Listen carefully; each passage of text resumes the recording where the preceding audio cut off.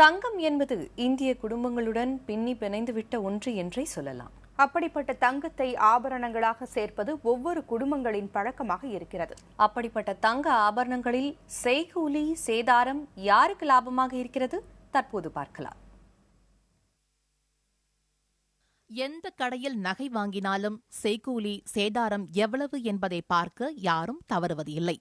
விலை குறைத்து கேட்கும் வாடிக்கையாளர்கள் செய்கூலி சேதாரத்தை குறைக்கச் சொல்லி கேட்பதையும் பரவலாக பார்க்கலாம். இந்த செய்கூலி சேதாரம் என்பது என்ன? இது ஏமாற்று வேலையா? வேஸ்டேஜ் ரெண்டு டைப்பிலே கால்குலேட் போடணும்.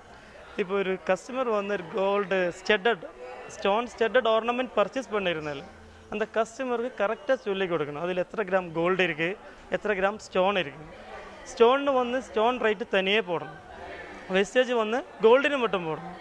மற்றபடி டோட்டல் ஒரு பொருள் எடுத்து வச்சு டோட்டலாக கோல்டு ரேட்டு போட்டு வேஸ்டேஜ் போட்டு அந்த டைப் பிஸ்னஸ் வந்து பியூர்லி ஏமாத்தல் பிஸ்னஸ். இதே ஒரு காலத்தில் பார்த்தீங்கன்னா 10% 15%லாம் கொடுத்துட்டு தான் இருந்தாங்க. அது அறியாத காலம். இப்போ அப்படி இல்லை. இப்போ மக்கள்கிட்ட நல்ல ஒரு விழிப்புணர்வு.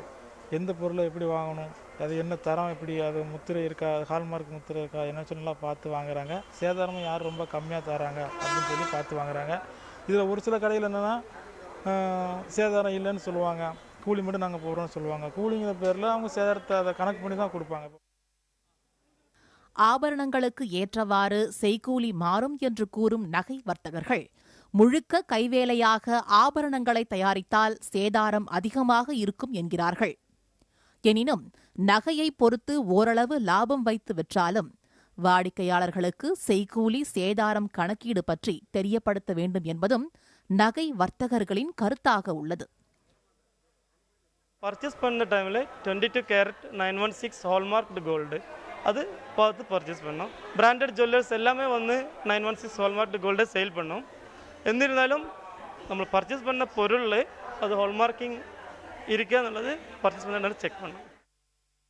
எந்த நகை வாங்கினாலும் ஒவ்வொரு கடையின் செய்கூலி சேதார மதிப்பை அறிந்து நகையை வாங்குவது நல்லது என்பதும் நகை வர்த்தகர்களின் அறிவுறுத்தலாக இருக்கிறது. பார்வைக்கு அழகாக பல்வேறு வடிவங்களில் இருக்கும் நகைகளை பார்த்து வாங்கும் மக்கள் அதன் செய்கூலி சேதாரம் பற்றிய தகவல்களை அறிந்து கொண்டால் தங்கம் அழகுக்கு மட்டுமல்ல சேமிப்புக்கும் ஆதாரமான ஒன்றாக அமையும். புதிய தலைமுறைக்காக ஒளிப்பதிவாளர் அறிவு செல்வத்துடன் நெல்லையிலிருந்து ரேவதி.